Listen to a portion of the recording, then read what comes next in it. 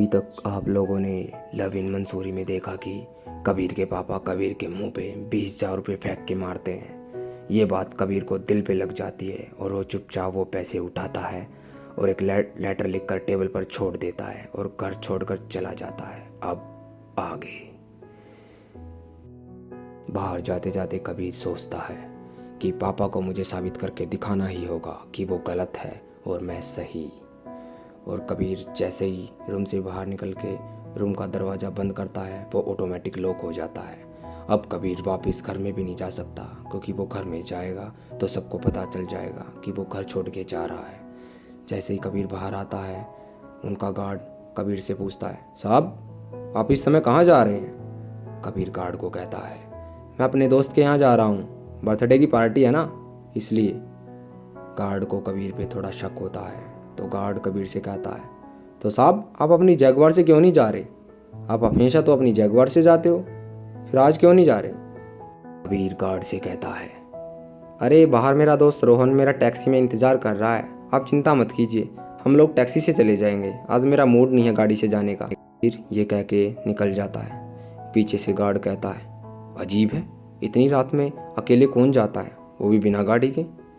ये अमीर घरों के बच्चे भी ना, इनको कुछ फ़र्क ही नहीं पड़ता कि ये किस टाइम कहाँ जा रहे हैं। कबीर जैसे ही मेन दरवाजे से बाहर आता है वह कहता है, अच्छा हुआ मैंने उस गार्ड को सच नहीं बताया, वरना भी सबको पता चल जाता और मेरा प्लान धरा का धरा रह जाता, फिर मैं कैसे प्रूव करता अपने पापा को। और कबीर मेन रोड पर आ जाता है। वहाँ वो एक टैक्सी वाले को रोकता है और उससे पूछता है, भैया ISBT चलोगे? टैक्सी वाला उससे कहता है, हाँ साहब आ जाइए, बैठ जाइए गाड़ी में। और टैक्सी वाला कबीर को ISBT के लिए लेके निकल पड़ता है। फिर वो लोग ISBT पहुंच जाते हैं। ISBT दिल्ली का बस स्टैंड। कबीर सोचता है जहाँ मुझे जाना है यहीं से बस का पता करना होगा।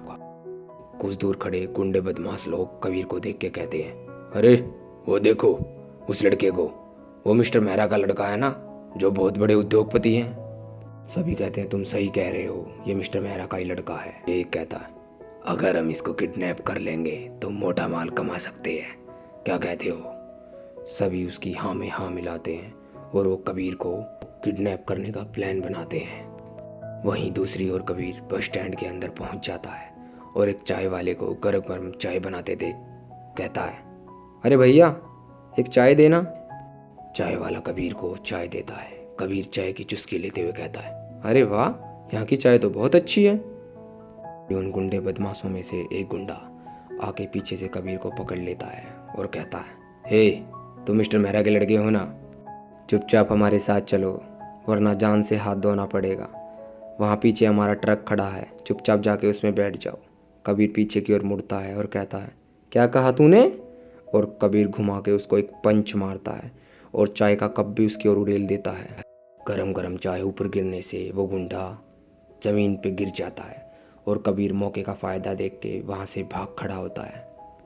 भागते भागते कबीर सोचता है यहाँ से जल्दी निकल जाना चाहिए वरना यहाँ कुछ भी हो सकता है। और कबीर भागते भागते अपने माइंड में एक प्लान बनाता है।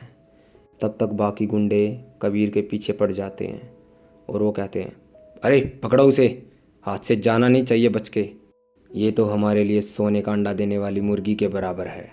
दूसरी ओर कबीर वहाँ खड़ी एक खरी बस को देख के अपनी माइंड में प्लान बना चुका होता है और वो कहता है, इस बस में मैं उनको चकमा दे सकता हूँ। और कबीर उस बस की ओर बढ़ जाता है।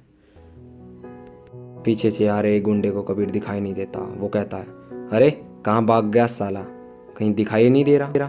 बाकी गुंडे कहते हैं, एक काम करो अलग अलग होकर पकड़ते हैं, तुम दोनों उसे आगे से पकड़ो, मैं यहाँ पीछे से जाता हूँ। वो लोग कबीर को बस में चढ़ता हुआ देख लेते हैं। कबीर मन ही मन कहता है, मेरा आइडिया काम कर रहा है, ये लोग मेरी प्लानिंग के हिसाब से चल रहे हैं। और कबीर बस के अंदर घुस जाता है और प्लान के मुताबिक वो गुंडे भी उस बस में चढ़ जाते हैं। लेकिन जैसे ही वो गुंडे बस में चढ़ते हैं कबीर खिड़की से कूद जाता है और वो कहते हैं, अरे वो देखो भाग रहा है साला, पकड़ो उसे। लेकिन कबीर तेज़ी से भागता है और कबीर भागकर वहाँ खड़ी एक नीली बस में चढ़ने की कोशिश करता है और कहता है, अगर मैं इस बस के अंदर हो जाऊं तो मैं बच सकता हूं। तभी कबीर देखता है उस नीली बस की डिग्गी खुली हुई होती है और कबीर जंप लेकर उस डिग्गी में घुस जाता है।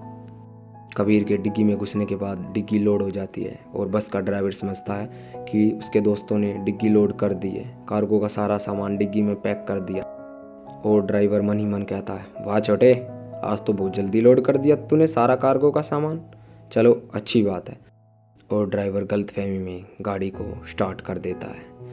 पीछे खड़े उसके दोस्त चिल्लाते हैं, अरे थॉमस रुकना जरा, अरे सामान तो लोड करने दो। लेकिन ड्राइवर थॉमस को अपने दोस्तों की आवाज़ सुनाई नहीं देती और वो गाड़ी स्टार्ट करके अपनी रोड की तरफ निकल पड़ता है।